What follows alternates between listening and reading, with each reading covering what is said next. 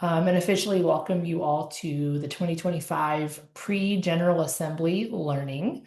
Today is September 4th, and we've got about an hour's worth of content for you all today. We're going to spend some time orienting ourselves to the General Assembly Handbook.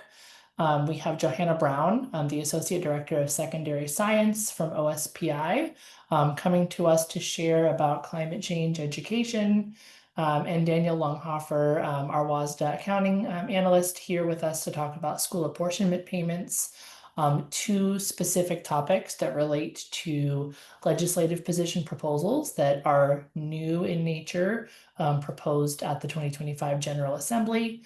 And then we'll have some other remarks before we wrap up and close. But before we jump in, we've got a semi-small group today.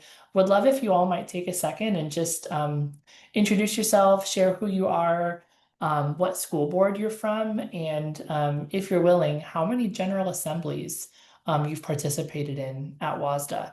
I'm going to pick someone, and then if you can just pick someone else from the screen after you, that'd be great. I'm going to ask Dan Hansen to jump in since you're first on my list. Thanks, Logan. Yeah, I'm Dan Hansen from West Valley, Spokane. So we're very close to the Idaho border. And I've been on my board for almost 11 years. I don't know how many General Assemblies, but more than half of them since I've been on the board. So, and just a name I'm seeing here, I'll go with Amy Hughes. Hello, everyone. I'm Amy Hughes. I'm from a small school district north of Seattle. It's called Conway School District. And I've watched the legislative conferences, but I think this is the second one I'll participate in. And I'll go with Han Train. Hi, thank you. So my name is Han Tran. My pronouns are she, they, and I am a school board director for the North Shore School District. And I think I for sure have been to at least one General Assembly. And then let me see the name, just the first name that pops up, Judy Schwab. Let's see, can you hear me? Good. Okay, I'm Judy Schwab. I'm from the Mukilteo School Board. I've been on the board for 28 years. This is my last year serving, and I've been to several ledge assemblies, and our ledge rep can't attend today, so I'm sort of sitting in for him, and that would be Charles Houck. And let's see, Aaron Gerber. My name is Aaron Gerber. I'm from the Othello School District. Othello is between Tri-Cities and Moses Lake. This will be my first assembly participating. I kind of passively watched last time, but yeah, looking forward to this one. Let's go, Bryce Cox. Good afternoon, everyone. I am Bryce Cox. I'm just finished up my third term on the school board, and I'm currently the ledge rep. This will be my third assembly that I've attended. So let's go with Daniel Longhofer. Hi, I'm Daniel Longhofer with WSSDA. Been with WSSDA for 5.5 years. This will be my fourth General Assembly, but I'm usually behind the scenes, doing tech support and everything like that, so not actively participating. And I'll pick on Liza. Hello, I'm Liza Rankin from the Seattle School Board. I'm halfway through my second term, so it's been about almost 6 years. I'm also on the WSSDA Board of Directors for the last 2 years. Yeah, this is my last 2 years. And I've been our ledge rep for a little bit. I don't know, this will be my third or fourth General Assembly. And is there anybody that didn't go yet? Janet? Hi, I'm Janet Caldwell. I'm in my second year of being a school board director for the Clover Park School District. I've been the ledge rep for both years as well, and this will be my second assembly. Great. And Rich? I'm Rich Weeson from Burlington Edison School District.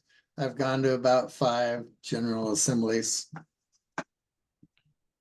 Great. Thanks all of you. I think everyone has had a chance to go. Am I right? Anyone who hasn't had a chance, please jump in. Hello, this is Dan Cutler. I'm from the Orchard Prairie School District in Spokane. And I've been on the school board for more than 15 years. I don't know how many. And this is my 3rd General Assembly. Great. Thank you all so much. I always like to start with introductions when we can, just to sort of see, all of the different perspectives that are coming into the space. We've got some General Assembly newbies, we've got some General Assembly veterans, and everyone in between. So really, really appreciate you all spending your lunch hour with us today. Before we dive into some of our content presentations, I just wanted to take 1 second to put the General Assembly handbook on the screen, which I think you can all see now. And basically wanted to just walk you through a little bit really quickly, how to take a look at it, some things you might want to look for, as hopefully that'll be helpful as you get organized for the assembly, which is just 16 days away, believe it or not. I wanted to first jump down to page 3 of the handbook. We're in the table of contents here, and just point out that there's this space called voting order for proposals. In case you want to see at a glance each of the different proposals that you all are going to be looking at and debating and voting on. You can see everything in order there, so just want to flag that for you. 2 specific callouts that I would make that are new in the most recent version of the handbook that was posted on August 18th is the 2 amendment proposals that came in through the amendment window that happened between August 1st and 7th earlier this month. That would be number A13, the amendment to the consolidation proposal stabilizing district budgets. You'll find that on page 45.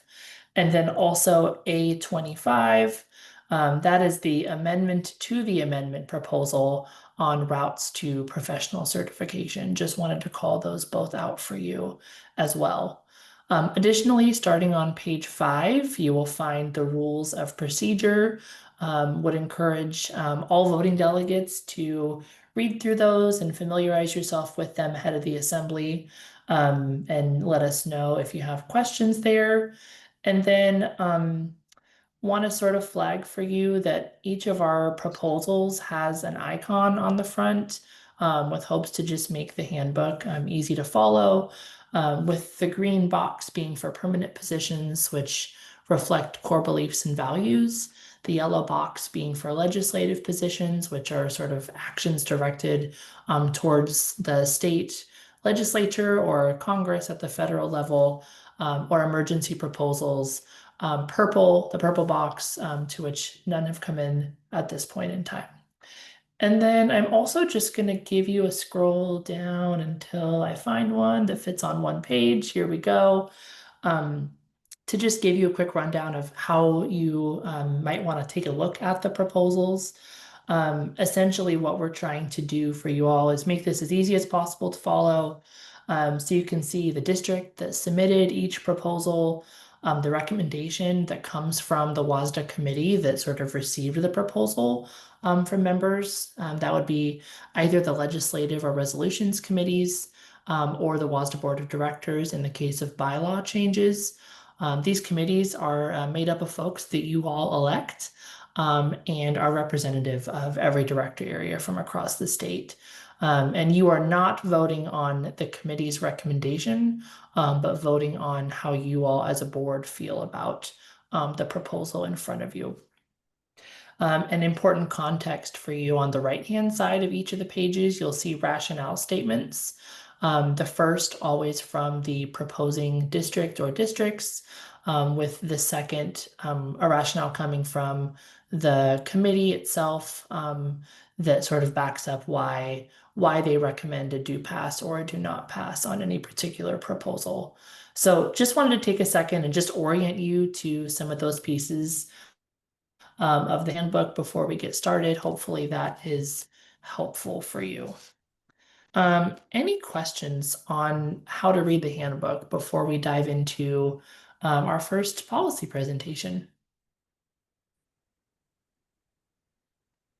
Okay, I'm gonna pass it over to Daniel, and I'm gonna make you a co-host so that you can share your screen, which I think is now possible. Daniel, take it away with school district apportionment systems. Thank you so much for being here. No problem. Thank you very much, Logan, for having me and everyone for tuning in. Let's see. Sure. Share that screen. Okay, so right now you should see my PowerPoint. Okay, are you all seeing the PowerPoint? Logan, is the PowerPoint itself up, or are you seeing? The PowerPoint is up. We can see it. Great. Okay, so a few weeks ago, Logan asked me to help demystify apportionment payments. So I'm going to do my best to kind of break down a little bit about them. And my experience, I've been in education finance for 19 years. I've been a business manager in a couple of districts. I was a school accounting supervisor at OSPI. So I speak this language fluently, and my hope is to get you, have you understand a little bit more about apportionment payments and the whole process. So what are the apportionment payments? How do they work? So the apportionment system, what we define as apportionment is it's how the state allocates money to the school districts for education funding, for basic education funding. It's how the state makes its payments. The state doesn't actually pay you. The money flows to the county treasurer, and the state tells the county treasurer, deposit this much money in these accounts. The county treasurer won't get the breakdown in your funding reports of, okay, we this many teachers, this many librarians. They just get a dollar amount to put into the district's general fund. Their payments are made monthly. It's the last business day of the month. So like the August payment came in on August 29th. The amount that you receive every month isn't the same, partially because the state has set up an altered payment schedule for apportionment payments. And then some items will have different schedules or are paid just once. And so here's the apportionment schedule if you're really curious. So in September, district will receive 9%, October 8%, November 5%, and so on and so forth. And if you look down here, I'm not sure if this will show up, but if you look down here, July and August, I'll get into this in the next slide. There's 22.5% of your finance that is 22.5% of your apportionment payments is coming in the last 2 months of the district of the school year. So, assuming your expenditures are spread evenly over the whole year, you have 77.5% of your funding coming in before those 2 months, but you've spent 83% of your expected expenditures. So there's a bit of a gap there. And so, as I say, the state pays that 22.5%. It was started years ago, before my time, and it was only 20%. It used to be, July and August were both 10%. And the reason is that it allowed the state to push money into the next biennium because the state's fiscal year begins on July 1st. School district begins on September 1st.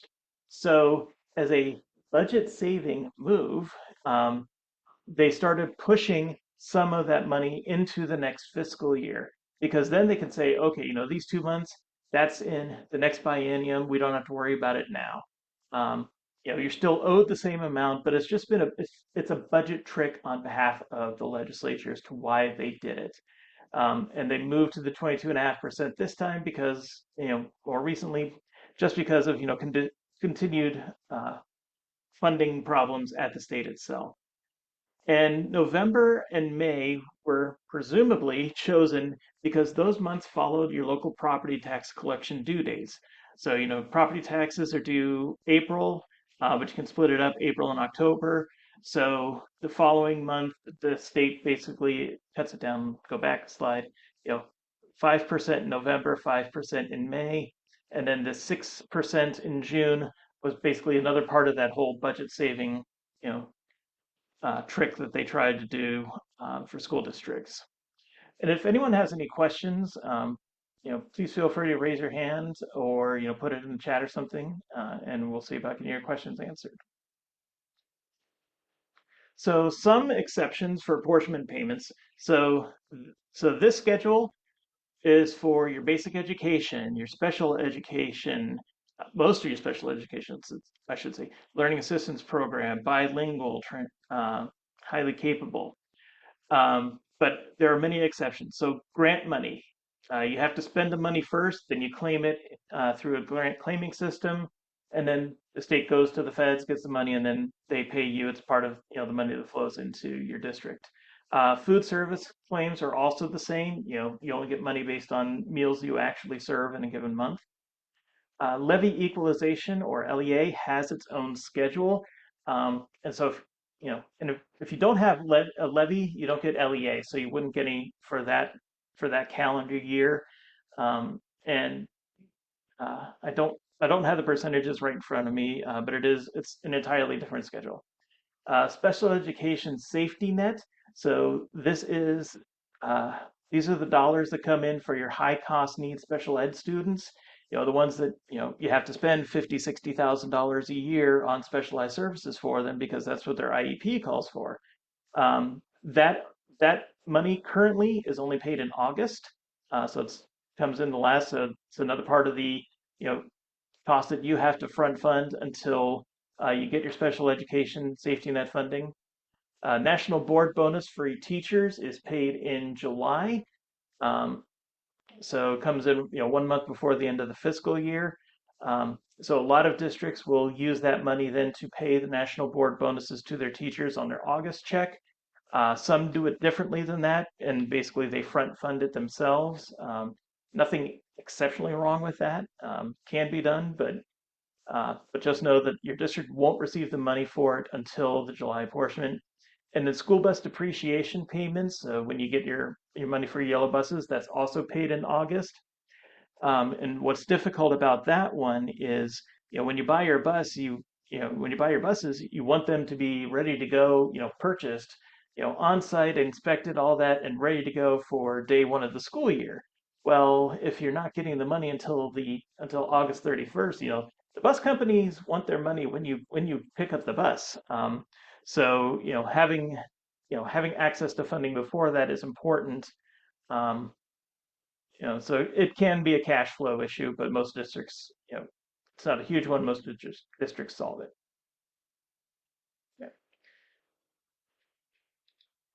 Yeah. Okay, why am I not advancing slides? There we go. Okay, so what factors go into the amount that districts will receive from apportionment? The big one, first and foremost, enrollment. You have students, they generate basic ed funding. So many principals, so many teachers, so much in MSOCs, et cetera, et cetera, et cetera. So, as your enrollment goes or rises or shrinks over the year, the amount that you're due in apportionment will rise and shrink also over the course of the year. So making sure you have accurate enrollment counts is very important. Another piece that could be different for you is carryover recovery from prior years, and I'll talk about that here coming up in a little bit. State federal funding shortfalls could impact how much you receive in any given month, and then grant claims again, since you claim those after you spent the money. So carryover and recovery, if you haven't heard these terms before, let me explain them here. So some state-funded programs have carryover restrictions, like 10% of your annual allocation. So if you get $1 million, you can carry over up to $100,000 into the next year. Basic education has no carryover. You get the money, you get the money. Career and technical education funding, however, is different. That has to be spent in CTE program, and you can carry over. Special ed, LAP, highly capable. Those programs have allow for carryover. So if you didn't spend it fully in 1 year, you can, hey, great, we'll spend it the next year. But one thing to consider is that funds carried over in one year are considered to be the first spent in the following year. So that $100,000 you carried forward from last year, that's considered to be the first money out.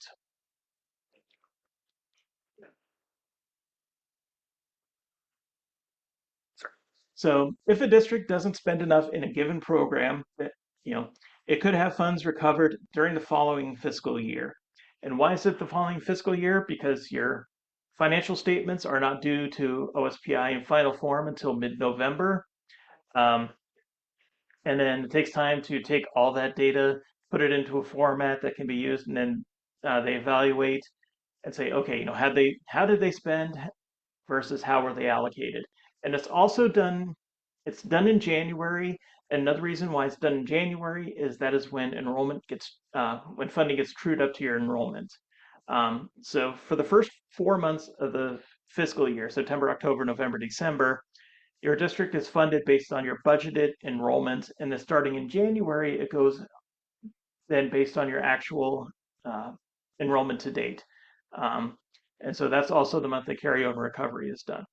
And so recovery, if you have it, so it starts by taking your allocation for the given year plus carryover from any carryover from last year. Then you subtract your program costs, then minus any applied indirect costs and minus allowable carryover. So, so let's say this year, okay, you've got $1.1 million to spend because you didn't spend $100,000 last year. You only spend $750,000 this year. I'm just going to make up some numbers. Don't worry about actual numbers.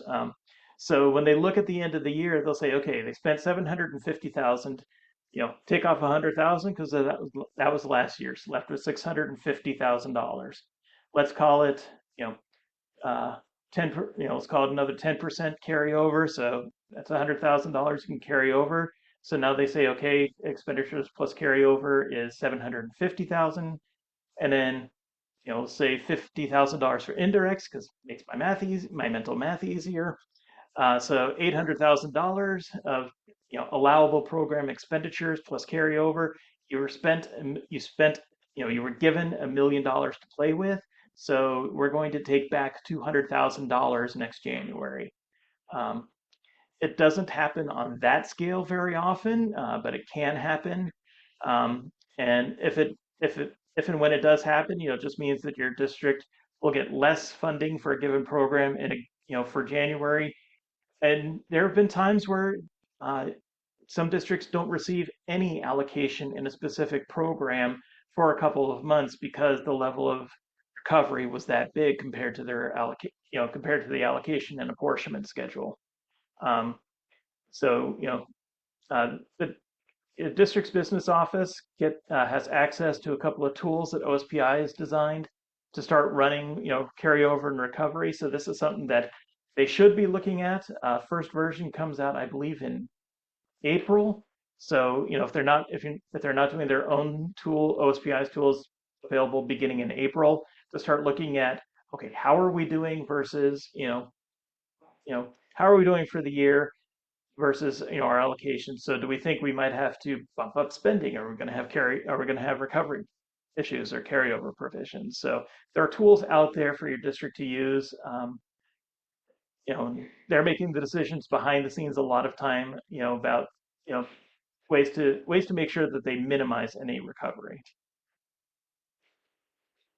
So state shortfalls.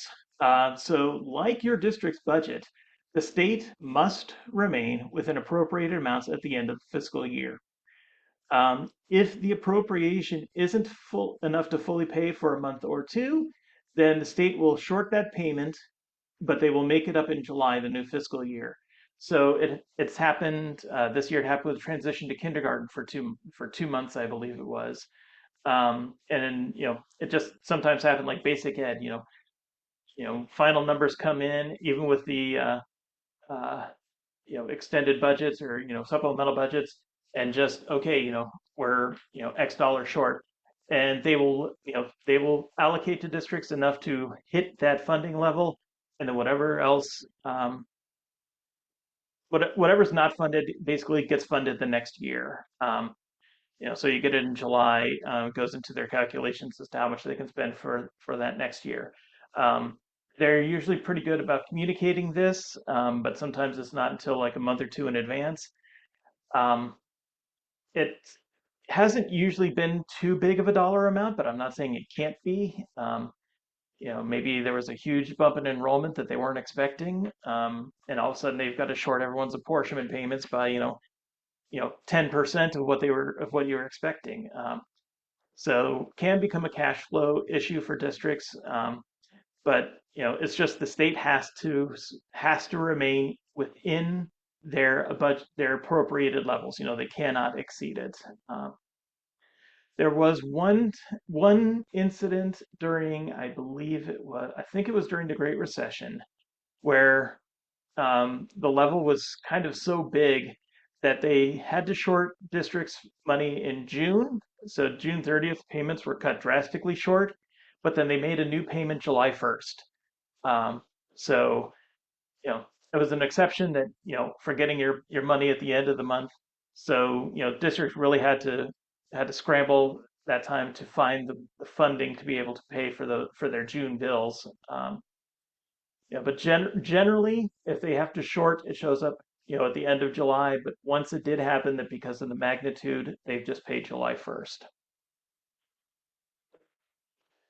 Federal shortfalls. So federal grants are largely paid on a reimbursement basis, meaning you have to spend the money first.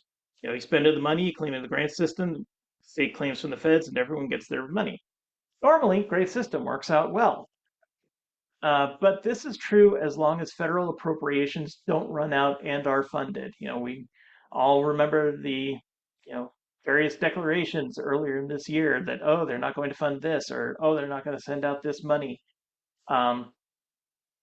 As long as that doesn't happen, this process will work.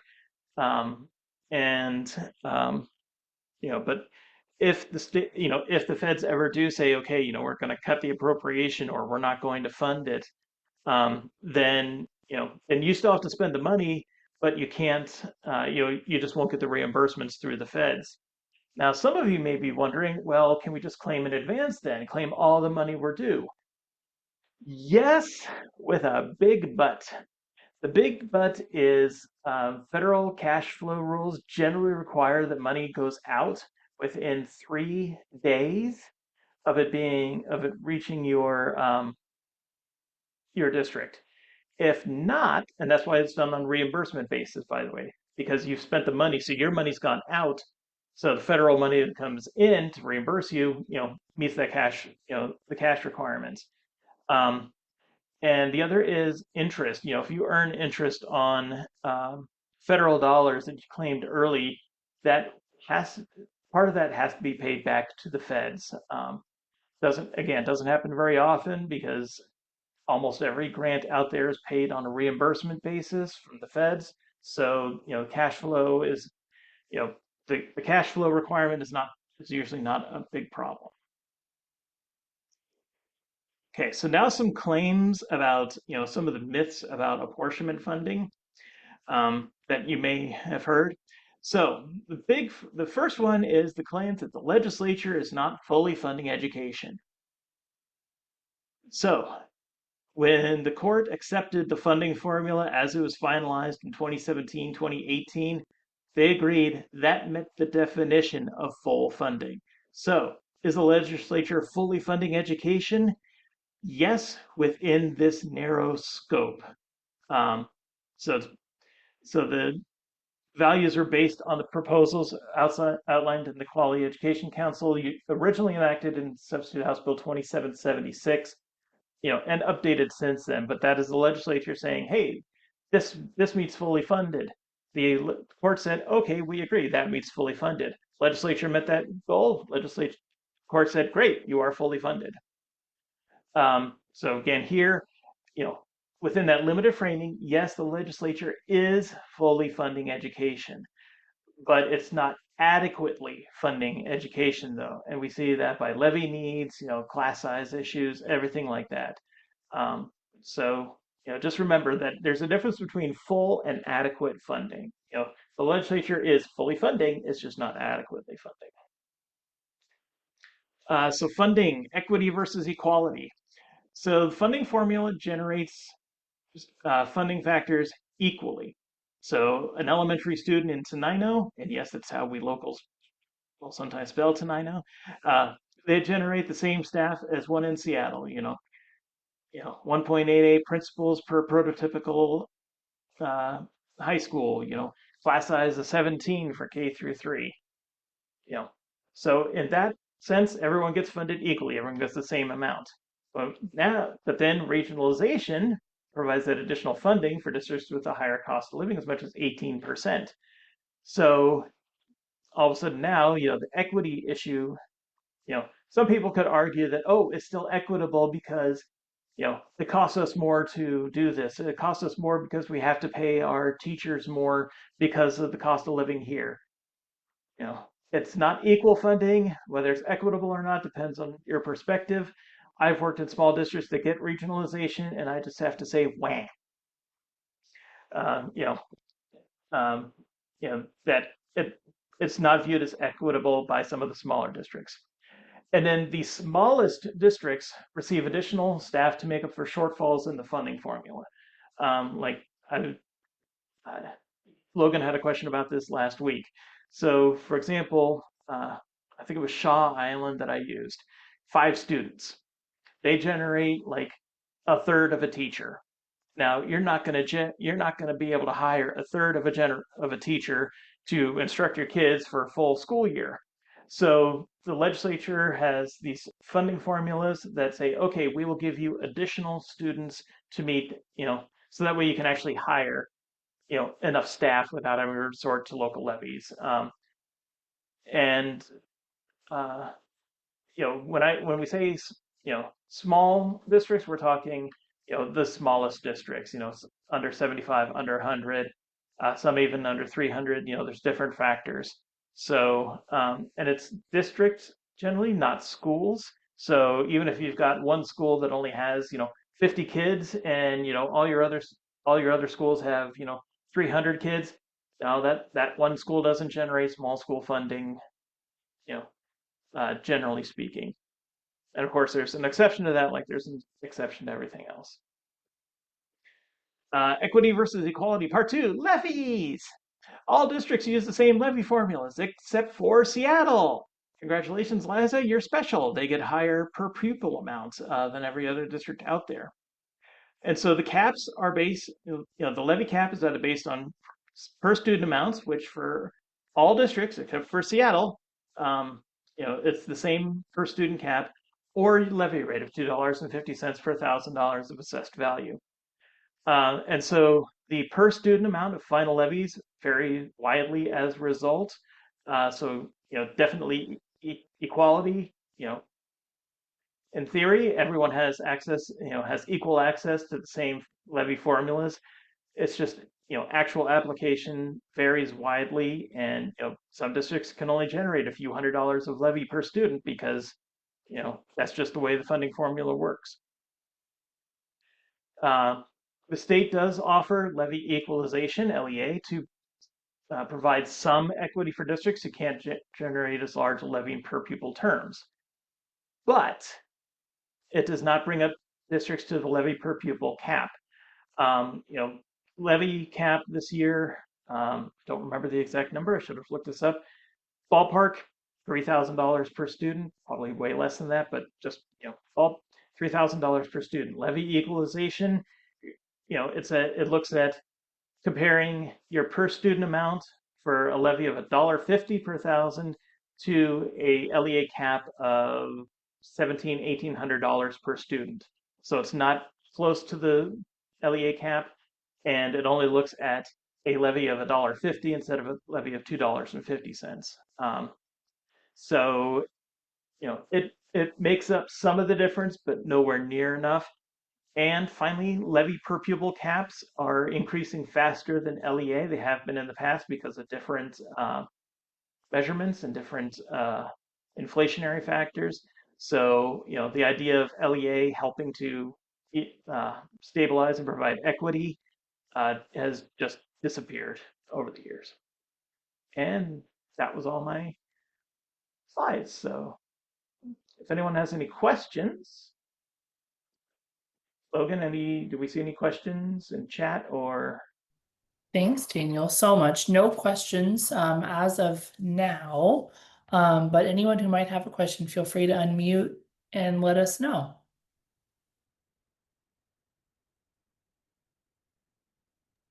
Is there a way that we could get those emailed to us?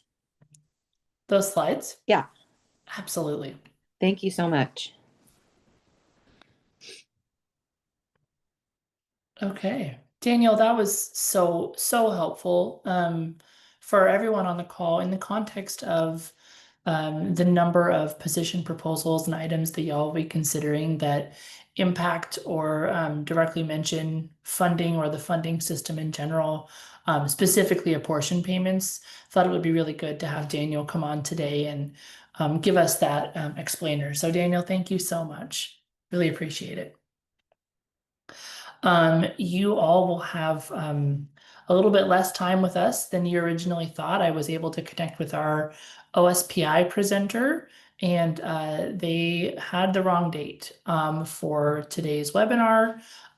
Rest assured, they are planning to do a recorded version of their presentation that they can send to me early next week. So for all of you, I'll make sure everyone who is registered for this call gets a copy of that so that you're able to hear that perspective as well. So without further ado, I am going to share just a couple of more resources and tips around General Assembly, and then we will go ahead and get you all on your way and give you a little bit of time back this afternoon. First and foremost, would want to remind you about the RSVP form that we are circulating right now.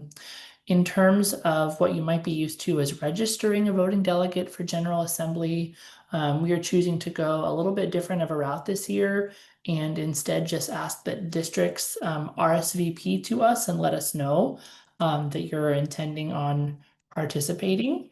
Many of you on the screen have done so, but if you're not sure or you haven't, I just dropped that link in the chat. Would encourage you to fill that out. That's really helpful for us for planning purposes. Additionally, we will be sending out voting credentials to all school board chairs or presidents and ledge reps. I believe this afternoon is when those are going out. Regardless of whether or not you filled out the RSVP form. That's just a really helpful tool for us, and we'd still ask that you complete that form and let us know that you're planning to attend. But credentials will be coming out via email from our comms team later today. And then the one other thing I want to flag for you, I'm just going to pull up our General Assembly webpage, which you should see right now. Can I just get a thumbs up emoji or something that you can see the webpage? It should be on. Great, thank you. What I wanted to flag for you all for this purpose is if you scroll down here just a little bit, you may have board members that want to participate in General Assembly at a time when they aren't the voting delegate. And this year, what that looks like is viewing the public broadcast. So one board member from your board can log in at a time with the delegate credentials that'll be emailed to you. For all other board members who may want to watch, there's a blue button here. You can click on it. I don't think it's going to send you anywhere yet. This is where there will be a live stream broadcast of the General Assembly. So for any board members or any others who may just want to watch and aren't actively voting, that's the space that you will go to.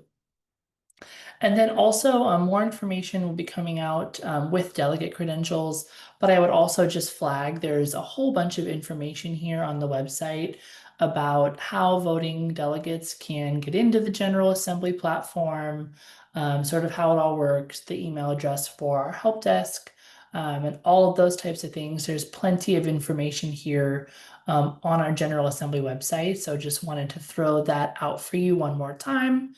And then lastly, one more thing. On your screen right now, you should be seeing an Excel spreadsheet. Want to give a shout out to School Director Sarah Betnell from Shoreline for helping to throw this together.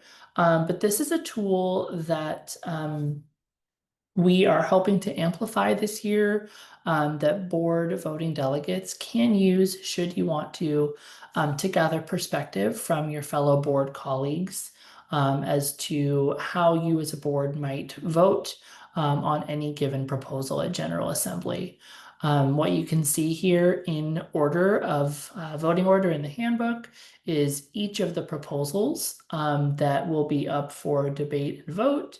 And there's an opportunity for various board members to either maybe mark it with an X or a P or a C, like pro or con, or any other comments. It gives you a place to sort of gather feedback from your colleagues to help inform the voting process. So just wanted to show you that spreadsheet and also mention that that will be coming out today in a follow-up email from this presentation so that you all sort of have that and can use it should you choose to. Are there any board members on the call who have used a similar version of that spreadsheet over the last couple of years and might want to share how it's been helpful for you?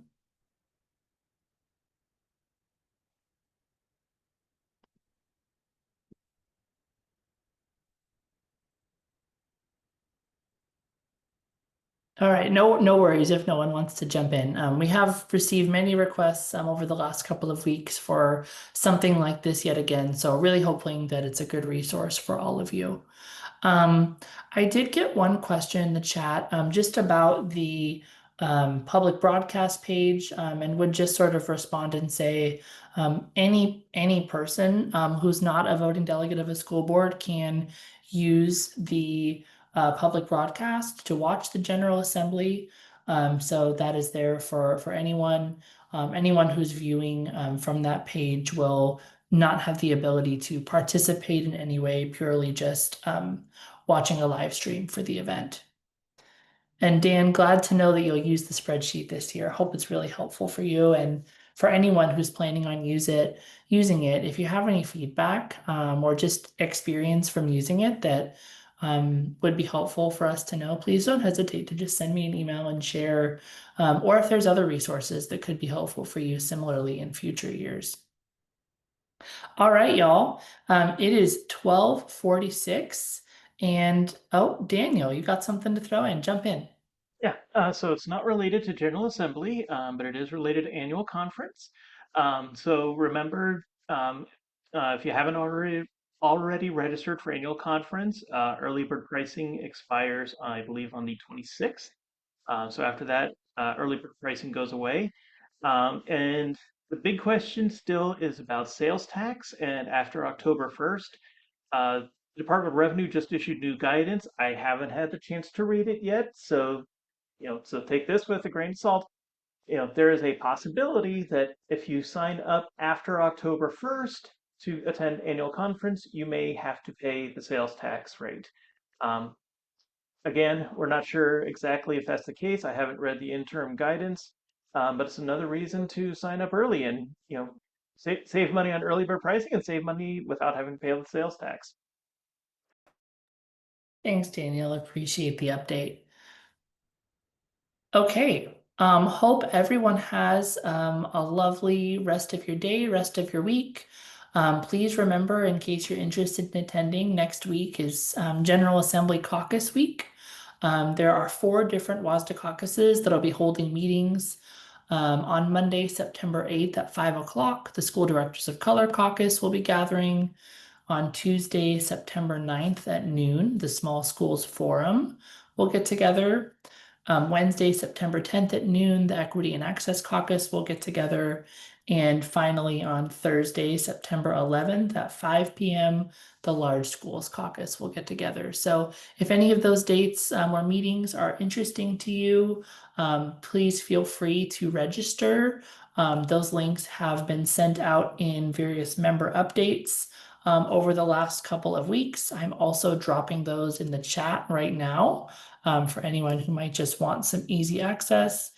It's actually too big to drop in the chat at once. So I'm going to drop it over a couple of different chats. And that is all next week. And then, of course, would encourage you to join us starting at 8 a.m. on September 20th, General Assembly Day. Official business will start at 9 a.m. But if you join us at 8 o'clock, there will be a presentation just sort of connecting the outcomes of General Assembly to the work of WSSDA, and just trying to show how your work and your voice directly informs all of our work, especially as we think about the upcoming legislative session. So thanks to all of you for joining us today, and hope you have a great rest of your day and week. Take care. Thank you.